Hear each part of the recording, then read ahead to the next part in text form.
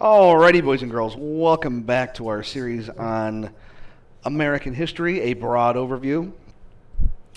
Last time we talked about the beginnings of westward expansion, where we talked about some of our technology that's getting us there. Today we're going to talk about Texas and how it is involved with westward expansion, manifest destiny, how that gets achieved, that kind of thing. Just a reminder, we are going to do this broad overview series, and we're going to go all the way through up until almost present day, and then we will go back and start doing more niche topics. If you guys think of anything or hear about anything that you want me to cover, let me know down in the comments below. I'll do my best to cover all of the cool and neat, interesting things that we find and come up with. Other than that, let's get after it. We're starting in 1821.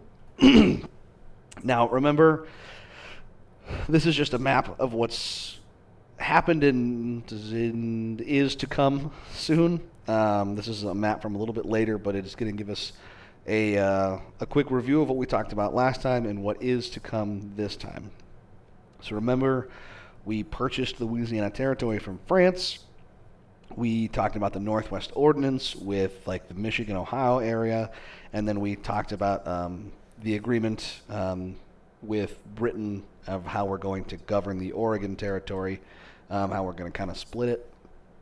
So keep that stuff in mind. That's where we are moving forward into today. So manifest destiny is an idea that comes about during this time period that westward expansion, it's like westward expansion plus. It is the idea that God has given the entire American continent to the American people, and he himself wants them to settle that land. So it's basically westward expansion given direction from God. Now, who is on this land and what is happening there now? A lot of Native Americans are there. Some of them, it was their original home.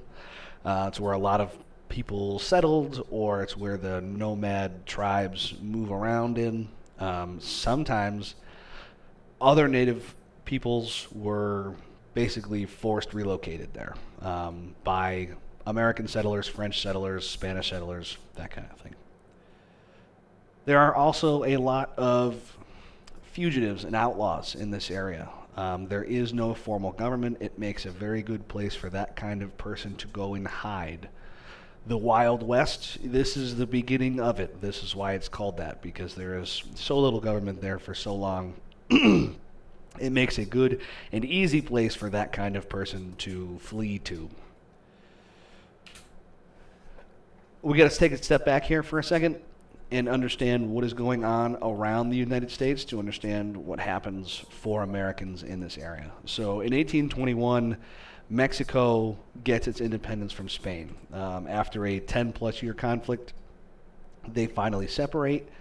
And like a lot of fledgling countries that gain their independence, it's immediately filled with political infighting. Nobody's really on the same page. Nobody can agree on what to do next. There's a lot of stuff going on here. The one thing that people in Mexico do agree on is that they need to settle and tame its northern lands. Like we just said, in this area. So if you look at our map here, basically everything above Chihuahua is this land that we're talking about right now. So Nuevo Mexico, Alta California, everything up to that Mexican treaty line is unsettled, and that is where a lot of these outlaws and Native Americans are. And right, wrong, or indifferent, these Native Americans have a reputation for being very confrontational and being very violent and brutal. The Mexican government does not want to send what little troops and what little resources it has to settle that territory. Enter the Austins. These guys are going to be empresarios, or it's a fancy word for being an agent for the Mexicans.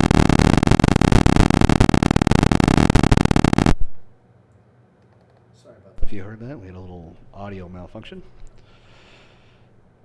Back, where were we? So the Austins were impresario. They were agents for the Mexican government. So Moses Austin and his son Stephen Austin are working for the new Mexican government. Basically, it was their job to convince Americans to move to these Mexican territories that they need settled. Why? Well, Mexico's a new country, and they want to increase their population. More population, more tax revenue, that kind of thing. Simple, straightforward, the same way that the Americans wanted to do after they gained their independence.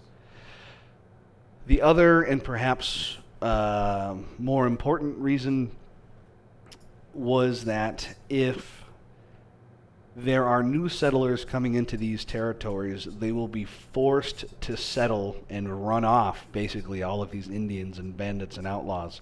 If they want to settle that land, they're going to have to run those types of people off. And basically this is a way for the Mexican government to kill two birds with one stone. And the honeypot, why would Americans do this? The Mexican government is offering for a family, a typical family, to move to Mexico. They get full Mexican citizenship and also money and land based on how many people are in the family and how many slaves they had. Unfortunately for the slaves, and you'll see soon to be the Mexican government, unfortunately for both of them, this is going to incentivize a lot of Americans to bring with them as many slaves as they could. That means more land and more money. Now, what is the economy like in northern Mexico? What are these people going to do when they get there? Basically, it is much like the rest of the southern United States. It is mostly cotton-based, some tobacco, things like that, but largely based in cotton. You'll see how this becomes a problem in Texas here shortly. Very quickly, former Americans are not trusted by both the Mexican government and the Mexican people. They are reluctant, to say the least, to adopt Mexican customs. They very much see themselves as still American. They still consider themselves as Americans. And again, very broad strokes here. There's a rebellion is a generous word, but there is a lot of pushback by the Americans to the Mexican government. And the Mexican government fears that the Americans are going to forcibly take over this area, which is eventually going to get called Texas. They're afraid that they're going to appeal to the American government, and the American government is just going to annex the area. So they take a couple of steps to try to decentivize more people coming, and then also seemingly piss off the people that are there. It's a little bit hard to understand without some more context, but that more context is going to be a big rabbit hole.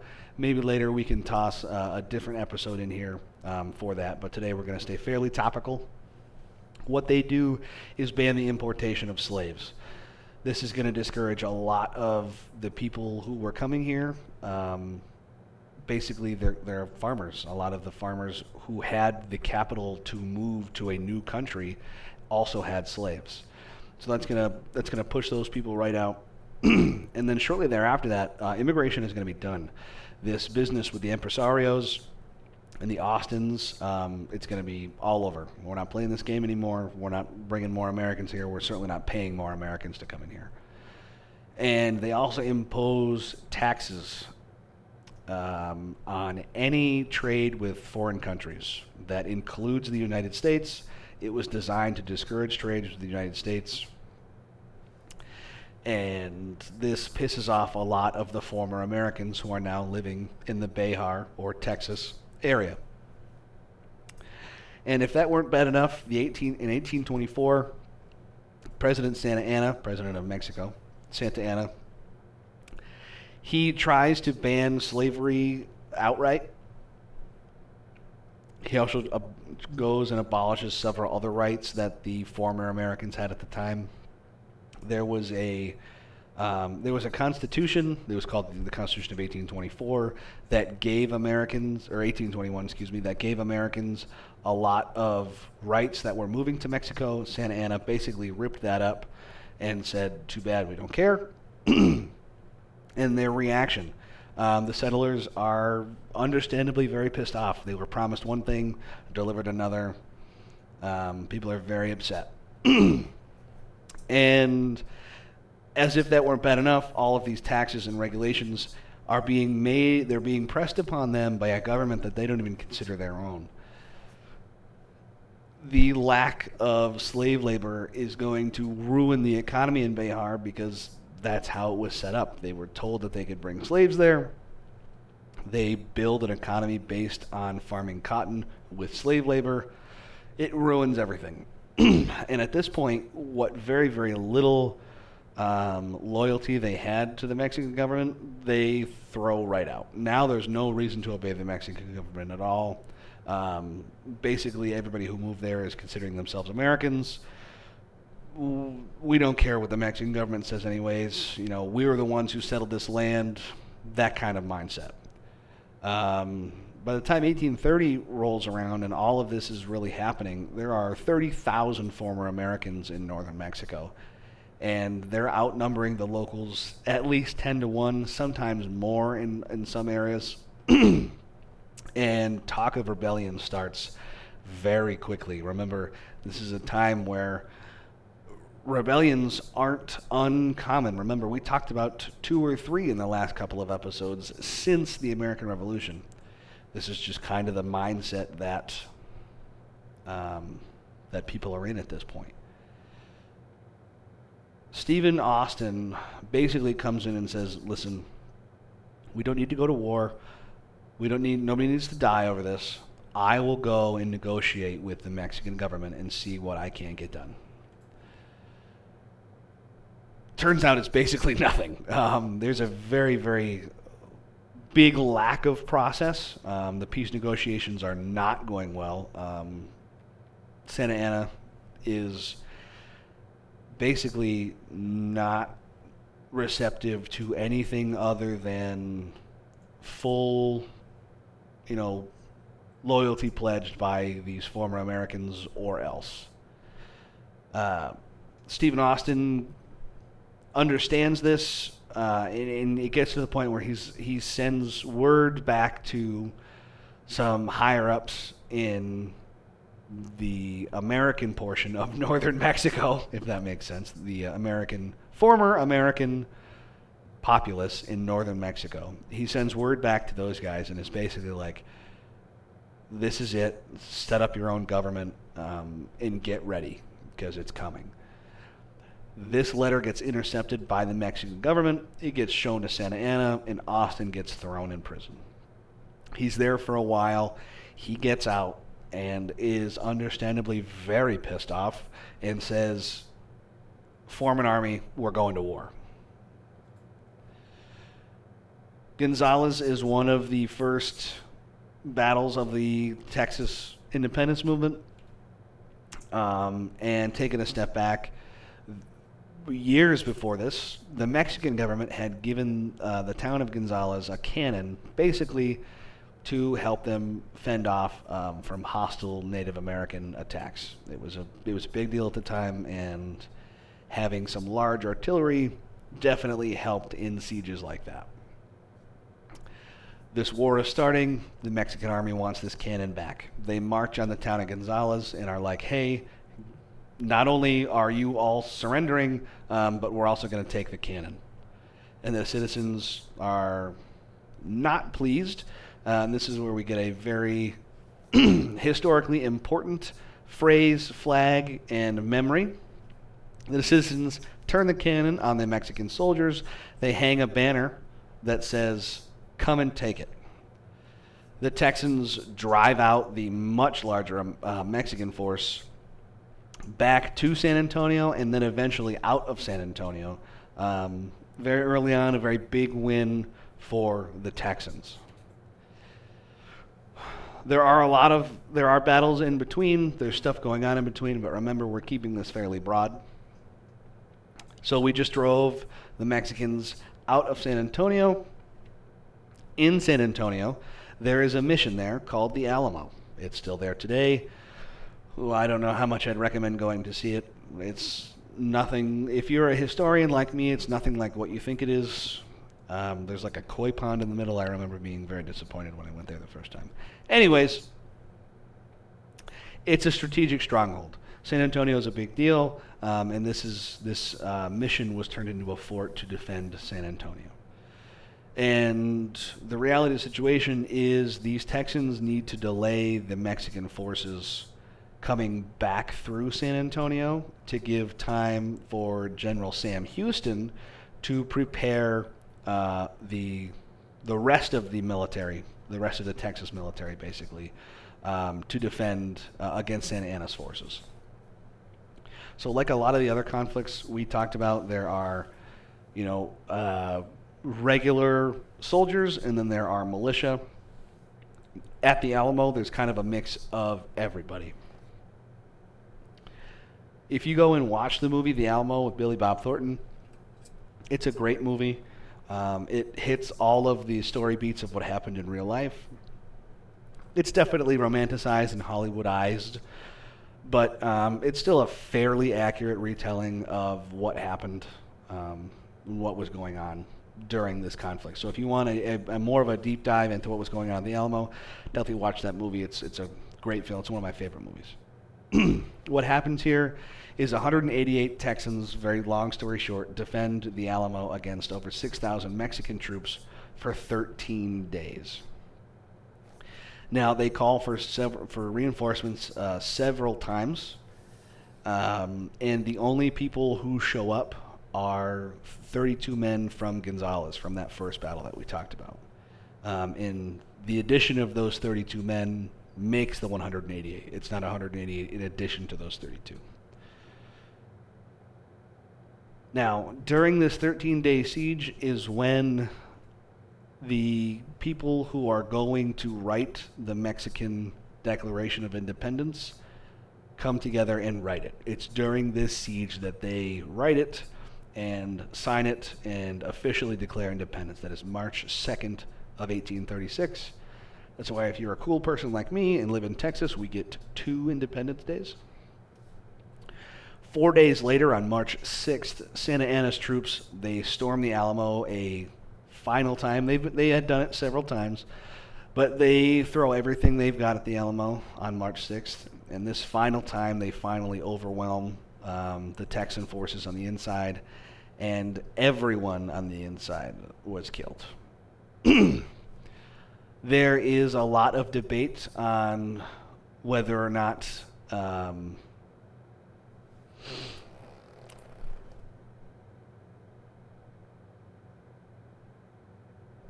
how it came about that some of the people in the Alamo died. Essentially, there was one person who made it out. It was a slave, and his account has been, I think, doctored several times. I think there's a game of telephone that's going on, and there's a lack of consistency, to say the least. Whether or not some people surrendered or some people were simply killed, not a debate we're going to get into in this episode. We can do it certainly in another one, but we're not going to do it here. Just know that there is a lot of discrepancy over what happened in the very final moments of this battle. Goliad. So this is going to be a not fun thing to talk about. But what happened to Goliad is important in American history and Texan history and warfare history moving forward. So there's a battle at Goliad. The Texans lose. They surrender to the Mexican army. Basically, what would happen at this time, what was standard practice, is those guys would get disarmed and then expelled from the area. They're not going to be allowed to come back. POWs, yes and no, kind of were a thing, but not in a situation like this. What happened instead was Santa Anna declared no quarter. These guys were not to be taken prisoner, they weren't to be set free, they weren't to be expelled, just nothing. They are to be executed. And the 300 Texans that surrendered at Goliad were lined up and shot, all of them dead. They were technically prisoners of war. Today, that's against the Geneva Convention. This is absolutely in every definition of the phrase it's a war crime. This was appalling and very much not standard practice, but goes to show how little regard Santa Anna had for the rebelling Texans. The Battle of San Jacinto. So this is the battle that the Texans at the Alamo were allowing Sam Houston to get ready for. He needed more time to get ready for it, and it is the siege of the Alamo that allowed for it. So, Sam Houston, he needs more time to train the new recruits that he has. He keeps retreating and retreating to get more and more time. Like I said, the siege of the Alamo allows him basically 2 extra weeks to train these guys up.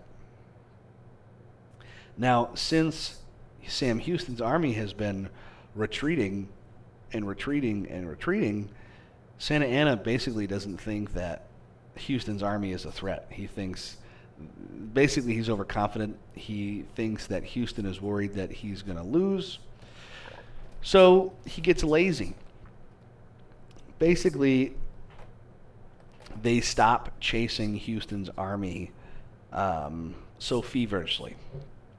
And on one day, Santa Anna allows his men to take a break. There's one afternoon where he just allows them to sleep, get some rest, recoup.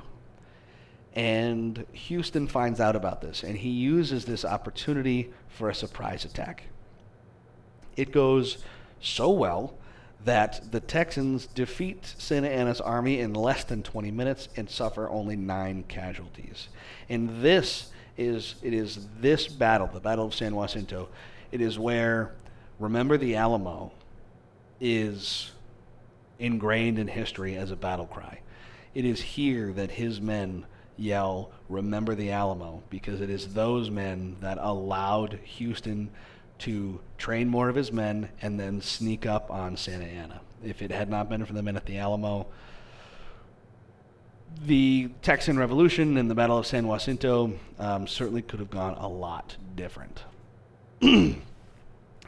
With the Battle of San Jacinto over, the capture of Santa Anna, forcing of negotiations, Sam Houston becomes the first president of Texas, the independent nation of Texas.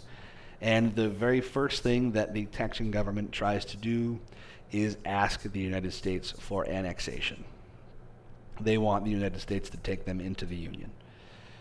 And if you remember where the United States is at this point, but in terms of admitting free states and slave states at the same time, there is no free state to admit. So the U.S. basically says, no, too bad. We're not taking the risk of offsetting this very delicate balance that we have created. Sorry for you. So Texas is left to govern itself. It is recognized as an official country by both the United States and a couple of countries in Europe. You'll see how important Britain and France become to Texas soon here. But Mexico, despite the peace negotiations, they do not recognize Texas as a sovereign country. What now? Basically all the stuff that was going on before, except without all of the angry political stuff. It operates as its own independent country, and they have a mono economy based on cotton, harvested by slave labor. Is it smart to have your whole economy rested on one thing? Probably not. We'll see where that goes here in a second. But this is life for the roughly a little bit less than 10 years that Texas was a country. Like we said, mono economy, not a great idea. They are going broke. And not because they're not good at selling cotton or harvesting cotton. They're great at it. They're probably the best in the world at it. But the biggest buyers for cotton are in Europe. It's going to be Britain and France to go to all of that industrialized economy to then be made into, whatever, clothes, blankets, whatever the case. The other large buyer of cotton is the American Northeast, but they're buying all of their cotton from the American South. So they don't need to buy cotton from Texas. And the European countries aren't buying the cotton because they don't want to work with a country that is using slave labor. So Britain, they go to Mexico, or excuse me, they go to Texas, and they say, listen, we will buy all of your cotton. Not like, hey, we'll buy a bunch of your cotton. We will buy all of the cotton that you can possibly produce. All you have to do is free your slaves. Now, I want you to remember this because it's going to come up again. Britain is going to make this same offer to the Confederate States of America here in a couple more episodes. Keep this in mind. Keep in mind that this is the mid to late 1830s. This is probably the early 1840s when Britain says this. The Civil War in the United States is not far off. It's 20 years off at most. People who are alive during this first offer from Britain are going to be alive during the second offer from Britain. I just want you to keep this in mind. Regardless of how rich that would make the people in Mexico, or in Texas, they're stubborn and they refuse. And you got to remember, there's no minimum wage at this time. The Texans could have freed their slaves and then made them essentially serfs or, peasant farmers. They could have paid them pennies a day and basically kept the same amount of power and then also sold all of their product to Britain. But that's not what they did. That's not what they wanted. They were too stubborn. By the time 1845 rolls around, Texas is basically bankrupt. Now, there was a little bit of foreshadowing in the last episode, but Oregon is going to be kind of a big deal. Remember, the U.S. and Britain had come to an agreement to basically co-govern the Oregon Territory. Now we have another agreement. Basically, we're going to split it in half, and then Britain's going to get some, and then the United States is going to get some. So if you look at our map here, the 49th parallel is going to be the border for the Oregon Territory. And the Oregon Territory is basically everything that is in green up here, and then all the way down to the claims of Mexico here. So from the 54th down to the 42nd was the entire Oregon claim before, and now the U.S. and the Brits are going to split it in half at the 49th. What this means is a state is being formed in the north of the U.S., which means it's going to come in as a free state, which is going to allow a spot for a state to come in as a slave state. So Texas does get annexed by the United States at the same time that Oregon is. And this pisses Mexico off to no end. And so like we said before, they had not recognized Texas as a sovereign country, and that means that a lot of the border disputes that they were having were kind of irrelevant. There was nobody to enforce it. Texas was too broke to enforce it. that kind of thing. But now that the southern border of Texas is now the southern border of the United States, this is going to make things worse, and things are going to come to a head very, very soon. War were declared. So those border disputes, like I said, they come to a head really fast. The United States is still in this mindset of manifest destiny. We are on this mission from God to take this territory. And it's not going to be the Mexicans that are going to stop us. That's basically the mindset we have here. So this war over the Texan border starts in 1845, the latter half of 1845. And again, the United States doesn't have a huge military. They're not a very professional military when compared to places like Britain and France. A lot of their forces are volunteer. Despite that, they are crushing the Mexican military. More or less, the U.S. walks into Mexico City and forces the Mexicans to surrender. This war lasts about a year and a half before something called the California incident happens. This is entirely separate. There are settlers already in Northern California.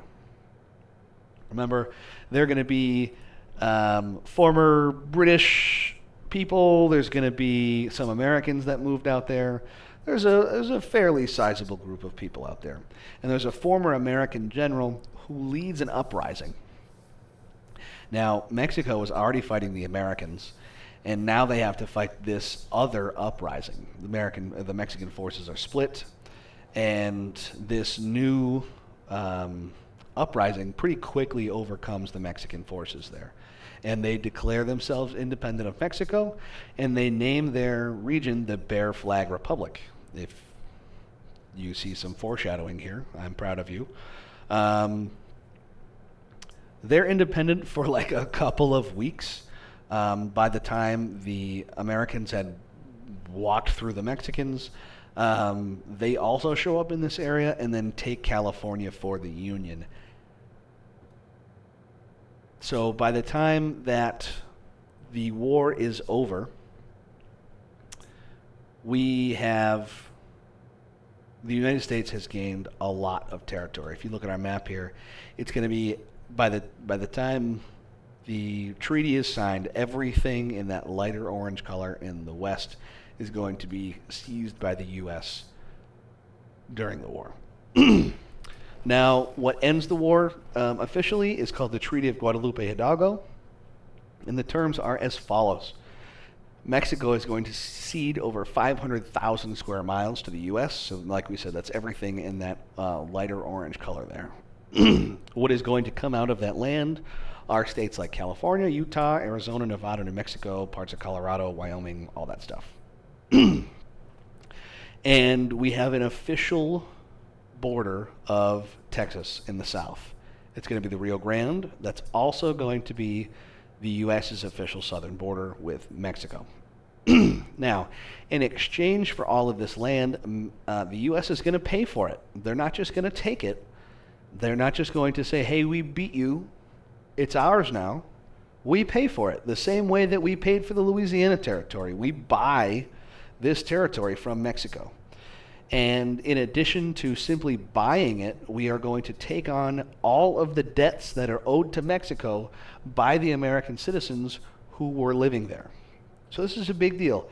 I feel like this is an overlooked part of the Mexican-American War, especially in a modern context when it debates about who's rightfully owning this area. I feel like this part gets overlooked a lot.